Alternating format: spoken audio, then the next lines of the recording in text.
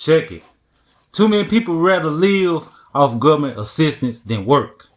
I said it. And government assistance was supposed to be temporarily, a short-term thing.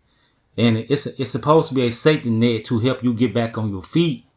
But somewhere along the way, it's like people got too comfortable staying on it for a long period of time. And they're not trying to get off. It's like they're content and settled with just getting benefits, not working or earning no income. And that's the problem we need to talk about. And the problem we need to talk about is the fact that assistance is meant to be a short-term thing, especially when you're struggling and you need about 3 or 4 months to hold you down. You know, you trying to get back on your feet. You have kids or whatever, and you trying to feed them, but you can't because you don't have the resources or the income. So basically, government assistance is something designed to help to stop you from being homeless, to stop you from starving, to stop you from going through the hardest times in life for a short period of time. And you're supposed to use it for about 3, 4, 5, 6 months, right? You know, you use it, and on the side, you try to find your gig, you try to find your hustle, you try to, you know, get back on your feet. And the rule is you're supposed to stack money when you are getting those benefits. You're supposed to allow that stuff to stack up, you know, not just sell stamps, not splurge, not just tricking off, you know. And the problem is, it's like too many people became comfortable with it because it's it's like a needle in a haystack. You can get in and stay in so many words. But the trick to the government assistance is the government have it set up where it'll make you hard. It'll make it hard for you to come up out of that hole and try to work or try to do something about it, because it's set up where if you get benefits, you can't work over 40 hours. If you are getting benefits, you can't work 2 jobs. You can't purchase this. You can't have that. You can't have this person in the house and so forth. So basically, in so many words, you have to be smart. You have to move smart. You have to use your third eye. You have to think, use your brain. And by me saying that, I'm basically saying in so many words, if you are in a situation, you have a part-time job and you getting benefits, the smartest thing to do is to save and stack that money from that part-time job and just eat off the benefits for 3 months. Stack bread for 3 months straight. Stack up to about 3 or 4 bands and then get off the benefits. Then flip the game. Get you a full-time job and flip that $3,000-4,000 you don't save. Get you a better place and stack the refrigerator. That's the smart thing to do in the situation. You know what I mean? But the problem is people don't want to elevate. They don't want to do better. It's like they content with it because they know it's so easy. They know it's easy to ride the boat, to ride the system, so they capitalize by taking advantage of how easy it is to stay on it, and the fact that people can easily stay on it for a long period of time. Word gets around the neighborhood, so your typical people in the urban areas, what they do is just stay on it and lay down and don't do nothing, don't hustle, don't do nothing. They live off food stamps and they live off of SNAP. Which is nothing wrong with getting SNAP and food stamps, because if I was getting them, I'd take them. You know what I'm saying? It's nothing wrong with it. It's just how you do it. You know, it ain't what you do, it's how you do it. That's the name of the game. And if you feel me on this video, smash the like and subscribe button, man. Because listen, I'm stating number facts.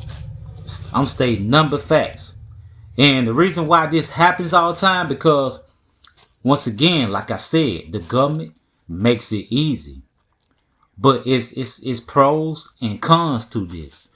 The pros to it is it's easy to get on it because in most states it doesn't take no more than 7 to 14 days to even receive the card in the mail. And then with the benefits on the card, if you're a single parent, you might get $200, $300 of stamps, right? With one child. If you have 2 kids, you're going to get about $500 of stamps every month.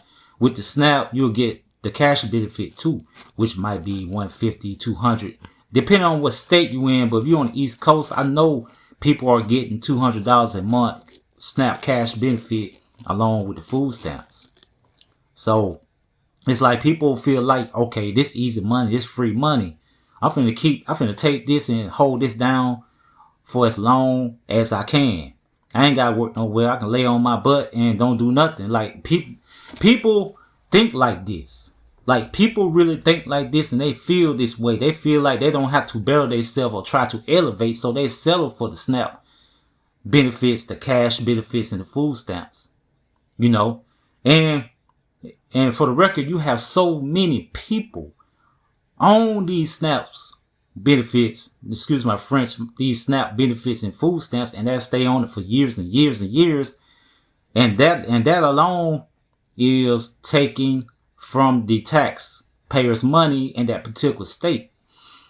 And by me saying that puts pressure on the state government. That means the taxpayers have to pay out more tax money, and they're putting pressure on the government to keep funding welfare, you know. And it's like the fact that this country is going downhill on our economical system. The American dollar is losing value.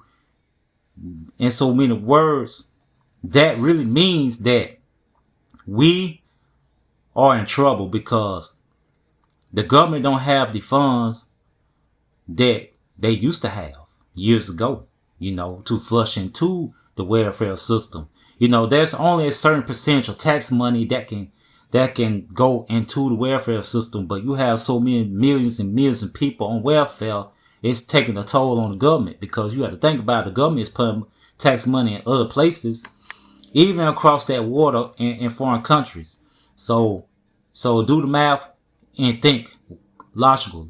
Like, think about the reality of this, and the fact that the American dollar is losing value. That means it's less money will be going into the welfare system, like SNAP, food stamps, Section 8. This country is about to collapse as a whole. We're talking about from an economical standpoint. So like I said, make it make sense. You know, but you have people out there that ride the wave, they ride the system, and it basically making it harder on other people. You have to think about, you have Spanish people, you have white people, you have black people, you have these immigrants coming from other countries that's depending on welfare also. We talking about the ones that live in the trailer parks, the ones that live in tents, the ones that staying in hotels. We talking about immigrants. We ain't talking about just black folk, we talking about immigrants. So by these immigrants flushing and flooding into this country, it's basically applying more pressure on the economical system in this country. And then that's the main reason why you have the white folks, they angry. Like, because they paying their tax money out there, and you have the immigrants in the country and they're taking up all the tax money, because that tax money is going to them to help them. You know what I mean? Like, it's helping them, it help feed them, it's help putting them in housing, and they're not even working like that. Like, you have some immigrants that go to work, but most of them don't work. They living off of welfare. They living off of SNAP. They living off a check every month, free money. Everybody not getting free money. You know what I mean? People like me, my girl, other people, my other family members, like, come on now. Like, we making it, but we not rich. You know what I'm saying? We pay tax like everybody else too. So, well, the next person talking about, they ain't talking about nothing, because what I'm saying right now is factual. It's factual, you know. And like I said in the last video, you have millions and millions of people that's on welfare, and people can't drop made comments in the comments section saying that I ain't had my information right about the black people being on welfare. I know what I'm talking about because I've been in so many cities across the country, and I don't seen black people at welfare offices, food stamp offices, deep. I'm talking about line long. I'm talking about line real long, waiting to go inside the building and get their benefits. Like, you have a lot of black Americans on benefits too, and you have a lot of immigrants on benefits too. And that's why these rich people out here are angry. That's why they feel some type of way. Understand me? But I say a whole mouthful on this video. If you like this video, smash the like and subscribe button. I'm going to end this video. And I'm out. Peace.